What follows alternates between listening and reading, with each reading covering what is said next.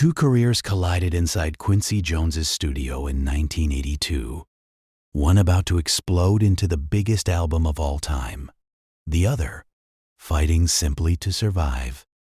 Neither Michael Jackson nor Donna Summer knew, in the moment, how differently that year would end for each of them. Jones, moving between both projects within months of each other, was the only person in either room who could see the full shape of what was happening. To everyone else involved, the two projects looked like entirely separate worlds, one aimed at the future of pop, the other trying to salvage what remained of a genre already being pronounced dead by much of the industry press. By 1982, Michael Jackson was deep into recording sessions with Quincy Jones for what would become Thriller, building on the success the two had already found together on Off the Wall in 1979. The album was still more than a year from release, and by most accounts, even Jones himself did not yet grasp the scale it would eventually reach. It was, at that stage, simply an ambitious, demanding project. Among the many, Jones was known for taking on with total focus. The sessions were treated as important, not yet as the cultural event they would soon become.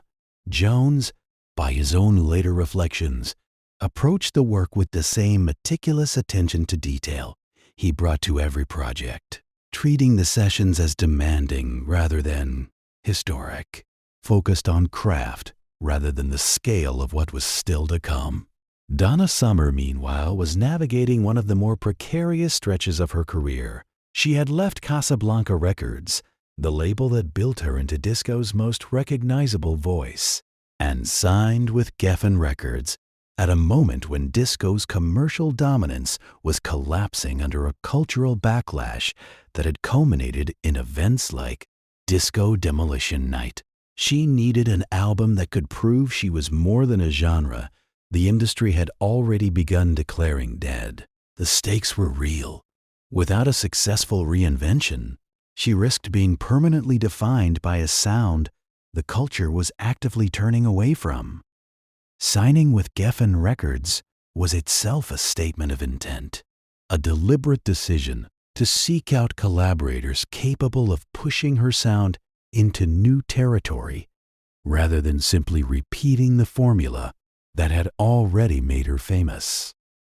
It was into this uncertain moment that Quincy Jones stepped, agreeing to produce Donna Summer's self-titled 1982 album for Geffen.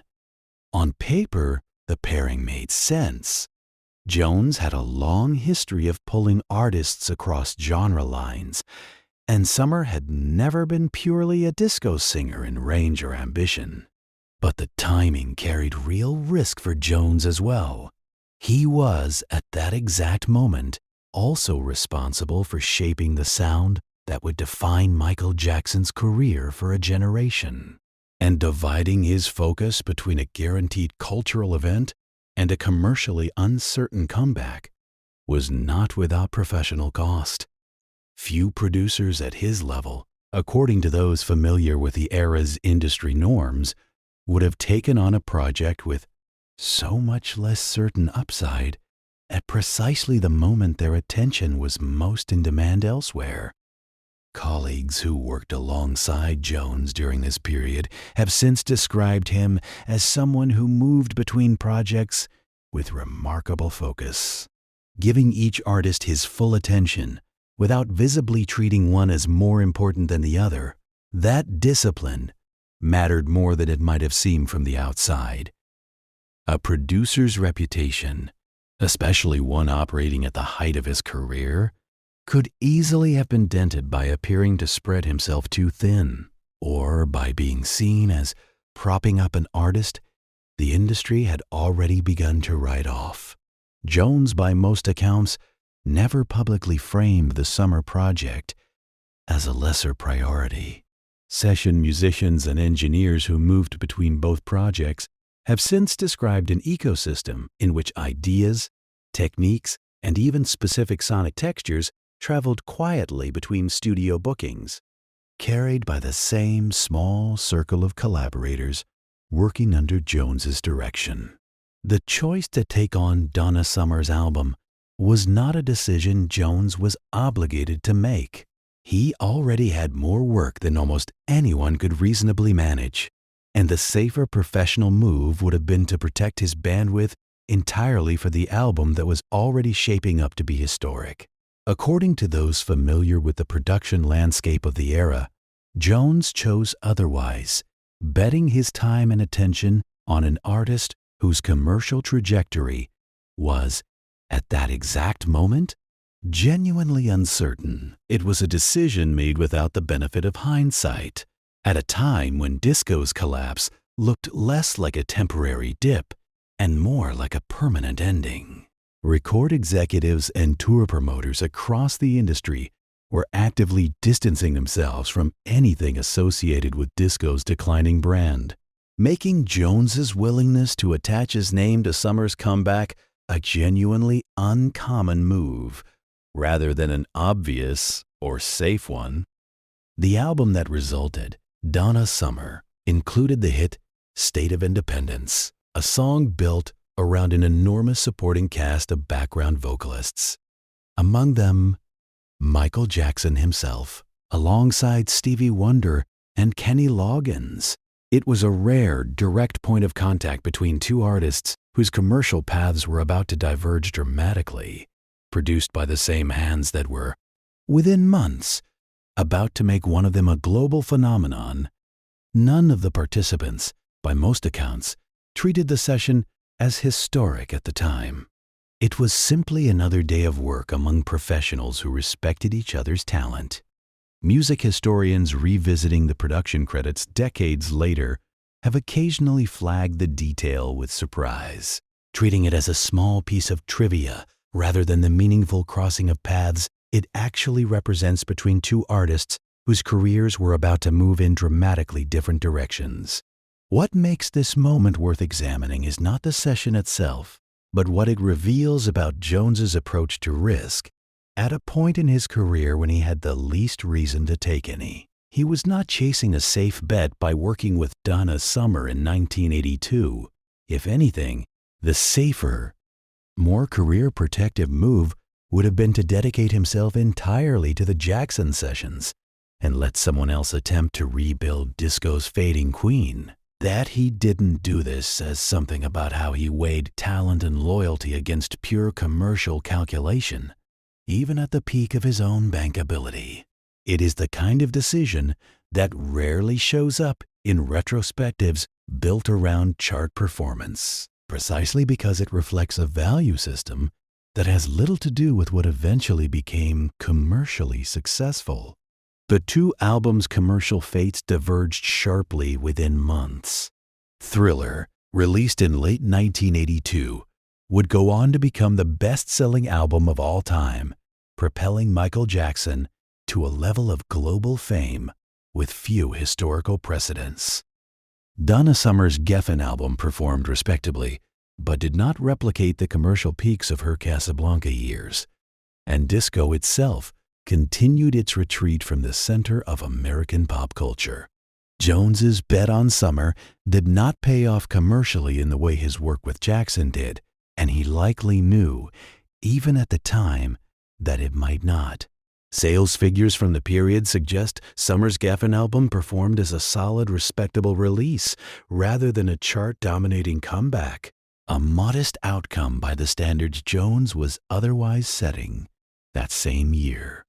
It would be easy, looking back, to read this divergence as proof that Jones's instincts failed him with Summer, while succeeding spectacularly with Jackson. But those close to the industry at the time have described it differently, not as a producer picking winners and losers, but as an artist working with the same level of craft and commitment regardless of which project the market would ultimately reward. Jones was not in the business of only backing certain outcomes. He was in the business of taking artists seriously, a philosophy that did not bend to which act was about to become the biggest in the world. Collaborators from that period have described him as someone who treated every artist's material with the same rigor, regardless of the commercial ceiling anyone in the room privately assumed the project might have. Donna Summer, for her part, rarely spoke publicly about this period in terms of what Jones's involvement had cost him professionally, focusing instead on her own reinvention and the difficulty of rebuilding a career while an entire genre collapsed around her. But those who worked alongside her during this stretch have described a genuine gratitude toward Jones for treating her project with the same seriousness he brought to anything else on his schedule. At a moment when few others in the industry were willing to extend her that same respect, that respect, by most accounts, mattered more to her at the time than any specific commercial outcome, arriving at a point in her career when validation from serious collaborators had become harder to find. In the decades since, Quincy Jones's decision to produce Donna Summer's 1982 album has remained a minor footnote in a career defined by far larger achievements, overshadowed entirely by the scale of Thriller and by disco's dramatic commercial collapse. Yet for those who look closely at the actual production credits and timeline of that year, the choice reads as more than trivia. It is a quiet data point in understanding how one of the most successful producers in music history actually made decisions about where to spend his time when the stakes for his own reputation were genuinely uncertain. Biographers revisiting Jones's career in later decades have increasingly pointed to choices like this one as more revealing of his actual working philosophy than the string of unmistakable hits that eventually followed. What this moment ultimately reveals is not a story about who won in 1982, but about the kind of professional risk that rarely gets discussed in retrospectives built entirely around commercial outcomes. Quincy Jones did not need to take a chance on Donna Summer to secure his own legacy. His work with Michael Jackson would have done that regardless. That he chose to take the chance anyway, at the exact moment his time was most valuable, remains one of the quieter but more revealing details of an otherwise thoroughly examined year in American music history. It is a reminder that even the most decorated careers are built, in part, on decisions that never show up in the highlight reel.